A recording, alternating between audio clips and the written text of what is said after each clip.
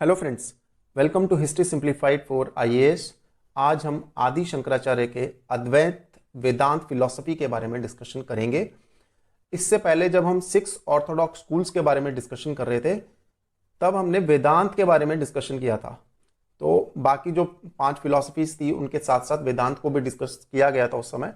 तो वेदांतों का मतलब क्या है? दैट मीन्स कि जो वेदों का अंत है, या फिर ये कह सकते हैं कि जो वेदों का सार है उसको हम वेदांत बोलते हैं। तो उसको ट्रेस हम करते हैं उपनिषद से। तो उसी तरह से जो अद्वैत वेदांत का डॉक्ट्रिन है जो कि आदि शंकराचार्य ने प्रोपाउंड किया था, उसको भी आदि शंकराचार्य उपनिषद से ही ट्रेस करते हैं। अगर इसका सबसे इंपॉर्टेंट फीचर हम देख लें तो that is extreme monism. Extreme monism का मतलब है कि यहां पे आदि शंकराचार्य वननेस के ऊपर स्ट्रेस दे रहे हैं कि जो अल्टीमेट सोल है और इंडिविजुअल सोल है वो अलग अलग नहीं है, वो एक ही है। तो आखिरी में वो आपस में जुड़ेंगी। तो उसको वो बोल रहे हैं कि एक्सट्रीम मोनिज्म की बात यहां पे हो रही है, दैट इज अद्वैत वेदांत।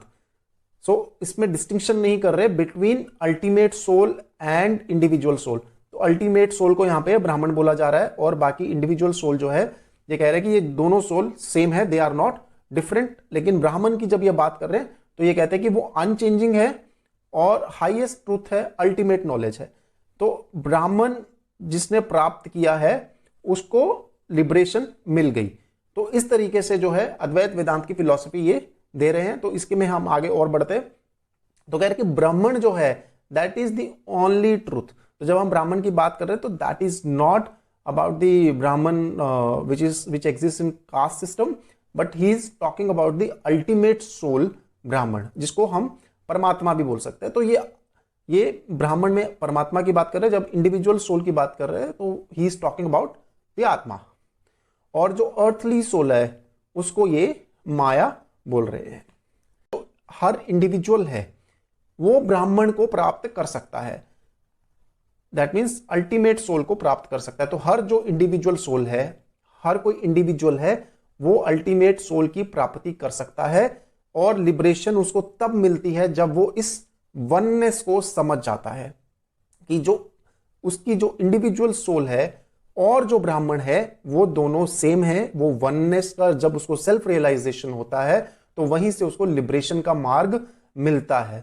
तो इसके लिए लिबरेशन के लिए इंपॉर्टेंट है कि उसके पास नॉलेज हो। तो नॉलेज के ऊपर भी इनका स्ट्रेस आता है। तो ज्ञान योग की इसलिए ये बात करते हैं। तो जो पाथ है लिबरेशन का वो कहां पे है? वो ज्ञान योग में है। तो ज्ञान योग का जब ये यूज करेंगे, दैट मीन जब नॉलेज का यूज करेंगे तो इनको रियलाइज होगा कि जो सेल्फ सोल है या इंडिविजुअल सोल है और अल्टीमेट सोल है वो दोनों एक ही है। और ज्ञान योग का यूज करके ही इंडिविजुअल सोल को वो अल्टीमेट सोल के साथ यूनिफाई कर पाएंगे इस नॉलेज का यूज करते हुए जो उनको ज्ञान योग से मिलेगा। And then the individual could achieve liberation. Brahmanical division of society को भी आदि शंकराचार्य ने अप्रूव किया था। और ये कास्ट के बेसिस पे जो ब्राह्मणिकल डिवीजन हुआ था सोसाइटी का, ही अप्रूव्ड इट। लेकिन इसके साथ साथ वो ये भी बोलते हैं कि अगर कोई भी व्यक्ति नॉलेज अटेन करता है, चाहे वो अब किसी भी कास्ट का होगा, तो ही कैन अचीव लिबरेशन। तो अगर नॉलेज उसको मिलती है तो वो भी जो वननेस है, सेल्फ रियलाइजेशन है, वो उसको समझ में आ जाएगा and the person could get the liberation. अगर हम इनके लिटरेरी वर्क के बारे में देख लें तो ब्रह्म सूत्र भाष्य ये इनका सबसे इंपॉर्टेंट वर्क है। ये कमेंट्री है ब्रह्म सूत्रास के बारे में। तो ब्रह्म सूत्रास जो कि फंडामेंटल टेक्स्ट है वेदांत स्कूल ऑफ फिलॉसफी की, बद्रयान ने लिखी थी।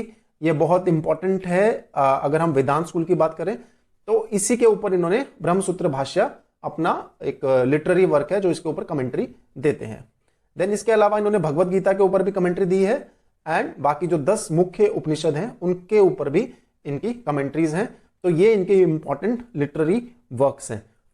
तो अगर कोई क्वेश्चन आदि शंकराचार्य की फिलॉसफी के ऊपर आता है तो हमने देखा कि हम उसमें क्या क्या चीजें उस आंसर के अंदर ऐड करेंगे। तो देख लीजिए, हम लोग इसमें फिर से एक बार देख लेते हैं कि एक तो सबसे पहले कि अद्वैत वेदांत ट्रेस कहां से करते हैं आदि शंकराचार्य। तो पहला पॉइंट हमारा हो जाता है कि उपनिषद। तो ये सबसे पहले हमने ऐड करना है।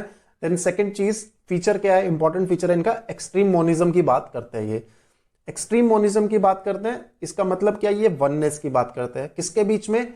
अल्टीमेट सोल के बीच में और इंडिविजुअल सोल के बीच में, ब्राह्मण या परमात्मा और आत्मा के बीच में जो वननेस है उसकी बात करते हैं। ये मानते हैं कि इन दोनों के बीच में कोई भी डिस्टिंक्शन नहीं है। ब्राह्मण की अगर बात करें तो ब्राह्मण को ये कहते हैं कि अनचेंजिंग है, हाईएस्ट ट्रूथ है, अल्टीमेट नॉलेज है, और अर्थली जो सोल है उसको ये माया बताते हैं। देन ये कहते हैं कि हर व्यक्ति जो है वो ब्राह्मण को रियलाइज कर सकता है, और किस तरह से रियलाइज करेगा? नॉलेज के थ्रू। नॉलेज कहां से मिलेगी? ज्ञान योग से।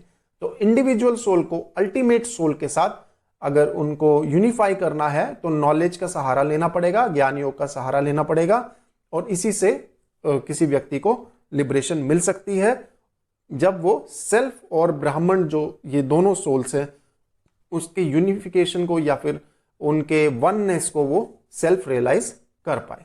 ब्राह्मणिकल डिवीजन ऑफ सोसाइटी के जो था कास्ट सिस्टम था उसको ये अप्रूव करते हैं, लेकिन ये भी कहते हैं कि नॉलेज जो है वो हर कास्ट का व्यक्ति पा सकता है। देन हमने उनके लिटरेरी वर्क्स के बारे में देखा, जो है ब्रह्मसूत्र भाष्य, जो कि ब्रह्मसूत्र के ऊपर एक कमेंट्री है। देन भगवत गीता और मुख्य उपनिषद के ऊपर भी इन्होंने कमेंट्री की है। तो इतना सही हमारा इसमें आंसर बनेगा।